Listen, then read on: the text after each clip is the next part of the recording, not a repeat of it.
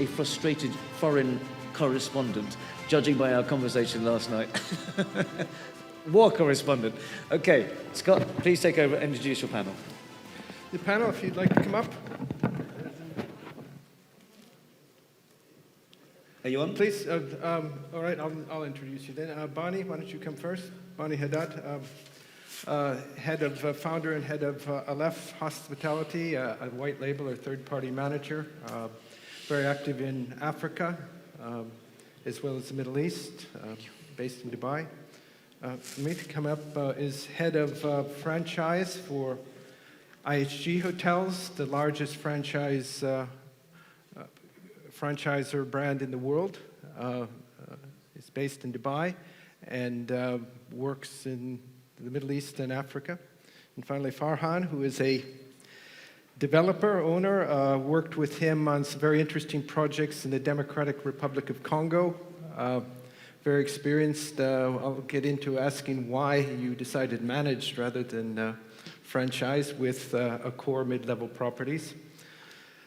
The topic, I think, this is an emerging markets conference, and there is, certainly when I started in my days in Russia, there was definitely a stereotype that emerging markets are not ready for franchise. There's not the lack of expertise, the lack of personnel, the lot.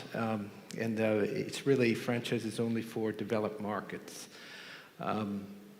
I found that to be proved wrong because I worked with Interstate there, a third-party manager who brought Marriott to Russia, who brought Hilton to Russia, who brought additional bulk to IHG to Russia, and managed the hotels at a level and with an expertise and a localized knowledge that was phenomenal. So I'd like to focus this topic today on let's breaking this myth that franchise doesn't work for emerging markets, for example, Africa. I don't know, I'm going to ask you, Amith, would you like to defend, you're the only brand up here, would you like to defend why you should manage? Or would... Of franchise, you said? No, I go on the other side of your department and manage. So, from an emerging market perspective, manage and franchise, we don't over-index one over the other. I think it's about having the right brand with the right market, with the right owner. So the operating model sticks based on what's the best for ownership. And a customer really doesn't care between a manager or franchise. An employee doesn't care between a manager or franchise. So it's having the right management or franchising in the market through. So we've grown franchise across emerging markets as well as manage across emerging markets. So if you look at China, if you look at India, if you look at Egypt, franchise is viable everywhere. So closer to the African continent, we're really keen to grow, whether it's luxury lifestyle, whether debuting new brands. It's a great opportunity and it's a huge potential within Africa. So over 55 countries, 49 countries across Sub-Sahara and about 5 or 6 countries up North Africa. There is huge opportunity. And I think this is where working closely with third-party management companies really helps us. And from a management perspective, in matured markets, owners want either to run franchise themselves or manage it. So I think it's about not pushing one model, it's about ensuring that it's set up for success. And it's imperative for us, how do we deliver great guest experience and have the right top line and bottom line through. So I think I won't say one over the other, both are equally important, and that's what my statement would be. Farhan, you opened or are in the process of opening 5 to 7 hotels in DRC, which is a pretty immature market. And you went with Accor mid-level brands, Novotels, Ibis Styles. But you opted for the management model, despite my protestations. Yes. Would you... Yeah, so first of all, I would like to go one step behind because if you see in Africa, a lot of owners are first-time developers. They don't know the hospitality model or the way to develop hotels. So that's why it takes a longer time to develop hotels across Africa. And the next step is to choose the right team, the right legal counsel, the right consultants, the right brand, and the right third-party manager. So this is where most of the owners get lost. And the main focus for the owners is to develop a 5-star hotel mainly, because no one focuses on a mid-scale or a 3-star hotel, which is the need of the African continent, because you see small pop-up hotels all across Africa with 30 keys, 40 keys, but if you see at the ADR, which is very high. So we opted for management, just to come back to your point, was because me in the business only, I was of that background of hospitality, and Accor having a footprint in the region like Accor Radisson, which has a very strong pipeline in the African market. So we wanted to first get a hands-on experience of the market, being new in this sector, and learn from that, and then grow our own team and take it to the next step. So obviously, we also believe in franchising or third-party management, but for that, you don't have the right skilled people in the market, or even when a brand gets a general manager, you just have an option to choose from the 3, but they are not from the region. I mean, you're obliged then to work with a GM, which has less experience of the market. But now you have like Aleph Hospitality, who has been in the region, you have Valor. So now from last, you can say, few years, there are options even for the owners to look around and see and develop their own teams and have a low-cost operating cost. We'll come back to that sourcing, but you touched on something that's been raised a few times today, that with Chic, you are doing what the market wants, which is needs. It's the mid-level things, not sexy, not to show off, but products that make money.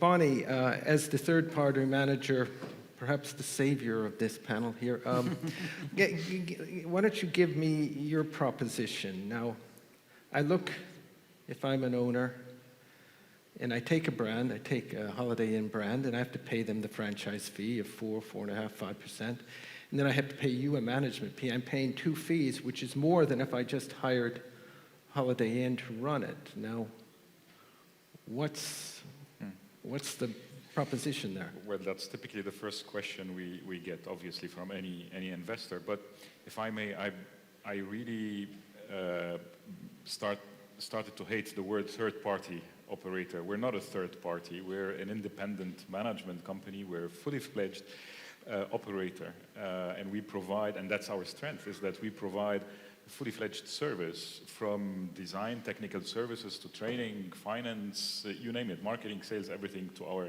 hotel owners. Our value proposition is around 3 points. One is the contractual flexibility when it comes to the hotel management agreement, and maybe we will come to this. The second very important aspect is the personal relationship and responsiveness we develop with the owner of the assets, and the control basically we give them in a way over the day-to-day operation, because we're working for them. We're not working for the brand, we're working for them. So we're providing them a management service, and their voice, in our opinion, should be heard at any time and act upon in a very swift way. And the third component of our value proposition is the financial one. So to answer your question, they're not paying double fees. They're paying the management fees. The cost of the brand is an operating expense that goes into the sales and marketing budget. The big benefits, however, are clearly obvious in the bottom line. Because the way we manage these hotels, we like to say we manage them in a street smart way. So our payroll, for example, looks very different from what the payroll would look like if a brand was managing directly. We work a lot with our owners when it comes to procurement and supply, especially in the African market. Most of the developers in the African markets have made their money by being traders, or they have a friend who's a trader. So they have a lot of connections. So we work through them on the procurement side to reduce our costs. And because we're present on the ground in a much more constant way, we understand really how the market is evolving, and we're able to adjust our costs in a very agile way. And you're doing this all in compliance with this brand standards? Well, we have to, and that's, I think, the strength of the model. We're approved, we're an approved operator by IHG, like many of the other brands, and the strength of the model is that actually the brand is relying on us to deliver the promise of the brand. And most of the brands went through our SOPs, interviewed our team, etc. And we're relying on the brand for what they do best, which is the marketing, the system delivery, the power of the brand as a brand. So that's why the model works best. And we like to call it, we're giving the investors the best of both worlds. We're giving them the international exposure through the brand, the awareness, but then we're doing it locally. We're operating the day-to-day in a very local and effective way. And I think you can sum it up. You work for the owner, whereas the brand works for the brand and the owner. Yeah. So just to echo, yeah. I think it's more the partnership that I would say, and I think rightly said by Bani, when we look at how we bring in a partnership to an owner, I wouldn't use the word third party, we'll use the word operating model here. I think it's, they see us as one partner. It's not about having tri-party agreement. You can have creative ways of building that or structuring the contract. The power of the brand is really, really important, but so is the EBITDA for an owner. And I think this is where the balance comes in, which is really crucial. So for us, when we look at markets where we don't have experience and expertise, we're looking for individuals that have feet on the ground, that can tell us where the opportunity is, because you're not signing a contract for a few months, it's for years. And it's about the right value that you're bringing in to an owner, to all the stakeholders, including guests. So I think it's the awareness which is more important on what the tri-party would be. And I wouldn't say it's a two-party with you're paying multiple fees through. It's what drives the bottom line. Well, I think you started with Farhan. You've all touched on this. I found in negotiations that with the major brands, they'll admit to you that they can't source good people at the GM finance director. And I've seen some projects where wholly inappropriate people were sent or recommended as the general manager finance director, where the people had no connection or interest in the region, and it was just inappropriate. But you're kind of limited. Yes, the owner gets to approve these people, but you're picking them from a stable of, at that point, unattached GMs, FDs of the operator, even though they may not fit. This is something that your model allows for far more. But let you expand on that. But, I mean, listen, sourcing good talent is a big problem everywhere these days, especially good general managers. The advantage we've had as an independent operator, and that is really attracting good candidates and motivated. Recently we've had a GM meeting, and a few of the GMs, we're only a 7-year-old organization. They were saying, we want to retire with you. So it's amazing. We've created a great culture, but beyond the culture, from a more technical aspect, a GM who joins an independent operator like Aleph Hospitality, can remain with the same management company and move from being one day a GM of a Holiday Inn to another day being a GM of an Intercon, Marriott, Rotana, so while staying with the same management company. So that is an amazing experience and opportunity that we're providing for these talented and professional guys. Yeah, so yes, to add on, I think we have operating model where we're also working in matured markets directly with ownership. And that's the first mandate that comes in, is that we want to have a local leader someone who's immersed in the culture, someone who understands the nuances. And it's really crucial because the leader is the head of the hotel, and it's really important that he's able to be the face of the organization and also attract business coming in. So whether it's food and beverage or even across onto the rooms through. So talent is really crucial. Having a local talent is even more crucial in emerging markets. I've seen a lot of hotels that struggle in ramp up, and has a lot to do with someone not understanding the culture enough. So that's a mandate, whether it's for manage or franchise. We try to ensure we are putting in a leadership that understands the culture, but also understands the nuances that comes along with it.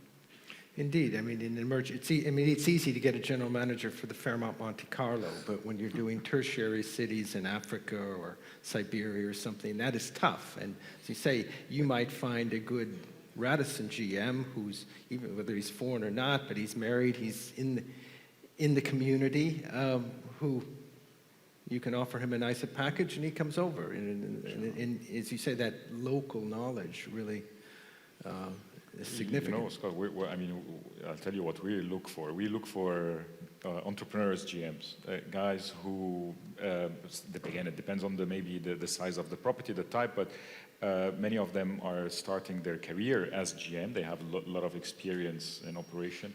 But most importantly for us as an independent operator, it's the first quality is for them being an entrepreneur, because they need to run the business on a day-to-day. In many of these locations, they're alone out there, and they need to have this mentality of almost like being on a cruise ship, and you need to source things locally, especially in secondary cities in Africa. And I have to say we've been successful in doing this, but also because we have the patience and we take the time to source talent like these ones. Just to add to Bani and Amith, that when we do a management, it's a 15-20 years marriage, Yes. which we do with the brand. Wherein when we work with companies like you, it's a shorter period of time, which also gives the owners a flexibility to learn a lot of things, and even the owner has a control over the property, wherein when you sign a management contract, you have less say compared to when you do a franchise model. Yeah. So, but still, there needs to be a lot of local talent which needs to be developed to go to that model. It's coming, but still a lot of development needs to be done, because as we said, that every city or every country is different in its own way. Yeah. So when you go to East Africa, you find more happy people, more welcoming people, more joyful people. When you come to Congo or when you go to other parts, it's different.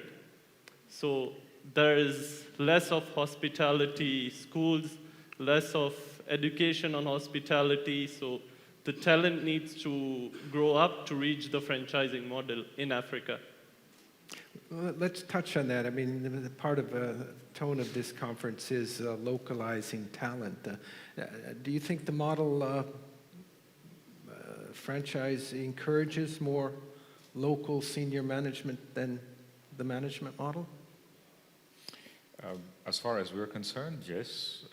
We have, we've recently appointed the Kenyan general manager in one of our properties. We're looking at 2 others now, and we've promoted, most importantly, we've grown many cluster roles, whether in finance, sales, human resources, from the local pool that we have.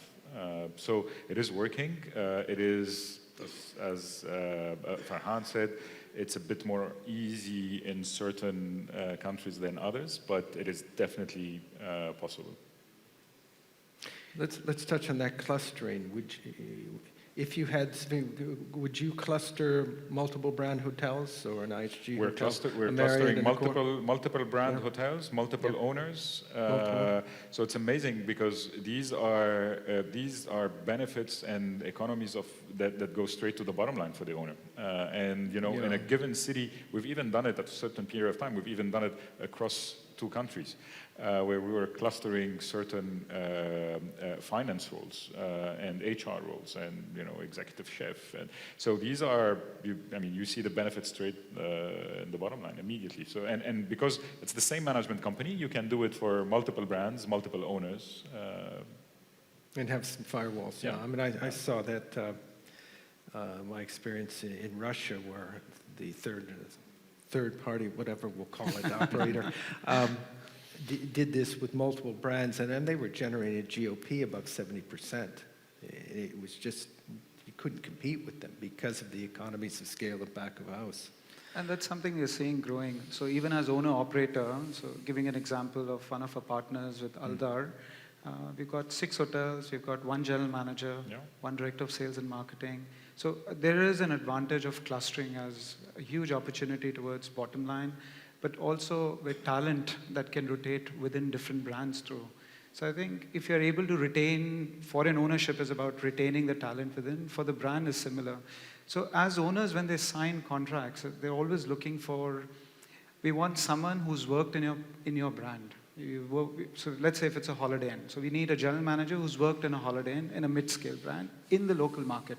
So it's about getting that right talent and ensuring that we are able to then develop that individual and the team. And you would insist on them having Holiday Inn experience, not rather than, I've ran a Marriott, I've run a Novotel or something like that.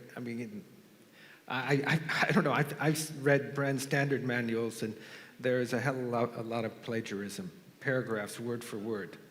It's a very incestuous industry. I understand there's cultural differences, but so I would say 2 things there. So from brand standards perspective, it comes through with a lot of insights. It doesn't land just like that. So there's a lot of work that has gone in to understand why those brand standards are important. The other competitive advantage that we have with IHG is we have an owners association globally. So of the 6,000 hotels, all those brand standards are vetted in all those hotels. So we have those standards meetings happening twice a year. So while the brand standards are being built, it's being validated by the owners before it lands into the hotel. And pandemic was a great opportunity, when we got closer to the owners to understand the needs even better. So there was reduction even in certain brand standards over a short period of time. So I think it's talent in one perspective and even brand standards. IHG is pretty unique in that, having this owners union, don't you? But that applies both to franchise properties and managed properties? That's correct. So the owners get a say on, does this change of logo and the cost of a sign make sense? That's correct. Yeah.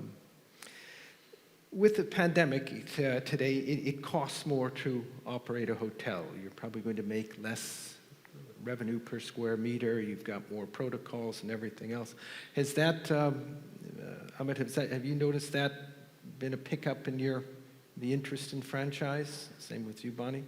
Because of that, as a focus that you will, as a franchise property, there's more close attention to the cost side of the business? So pandemic definitely has brought in unprecedented challenges, but at the same time, an opportunity for us closer to the ownership. Whether it was preserving cash or reducing cost, or whether it was on really understanding and being empathetic towards what is really costing the owners. So the operational and financial guidance that we provided to the owners and the team, marketing initiatives, all that has really helped us, not just come out of the pandemic. In certain markets, yes, it's progressing, but the likes of Middle East has gone past 2019 numbers through at the moment. So it's definitely brought in a lot of clarity and also focus on what really matters and make an impact onto the business. Are there any questions out there from anyone? Is this lady here? Is there a microphone?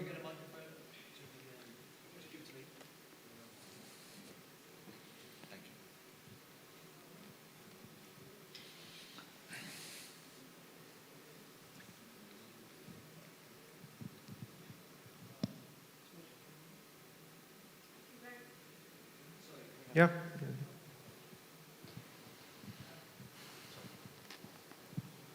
Hello?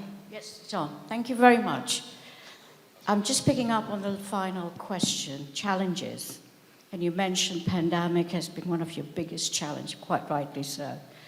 Would you say that what you're facing now, the dual effect of energy, food security, weaker growth, high cost of capital, is going to be your bigger even challenge than the pandemic?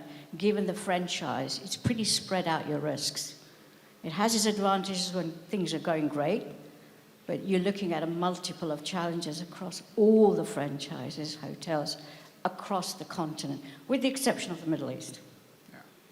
It's a great question. Thank you for that. So 2 or 3 things I'd like to say here. One is on energy, which is all our hotels are on one program, which is what we call the energy capital. Now, where it helps the hotels is it gives them the right areas to focus on, because while profitability is really crucial, it's also important to see what the trends in consumer demands are. On a talent perspective, we launched something called as the work optimization. So looking at how your manning should ideally be based on your forecast. And a lot of this came in during pandemic because we were reassessing the ways we are working.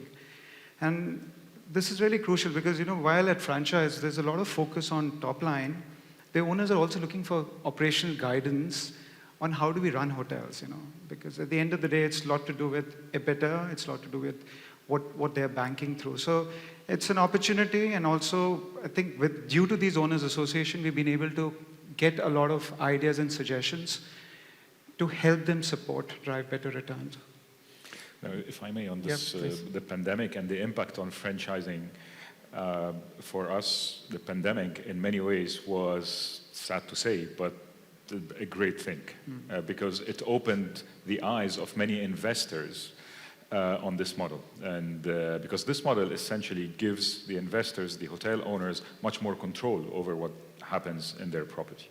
And with the pandemic, they needed to cut costs. They need to manage things differently. And they said, so maybe the franchising is an option, and bringing in a professional company. So that's what we've witnessed, and we were able to double our portfolio during the pandemic because the demand, all of a sudden, owners wanted to take control. So, and we continue to see this now because of all the three points that you've mentioned. Yeah, I am not surprised, yes, given that you work for the owner primarily. Any other questions? Otherwise, our time is up. Yep. All right. Thank you, everyone. Thank you, panel. Thank you. Thank you, Scott. Thank you. Thank you, Scott, and thank you, panel.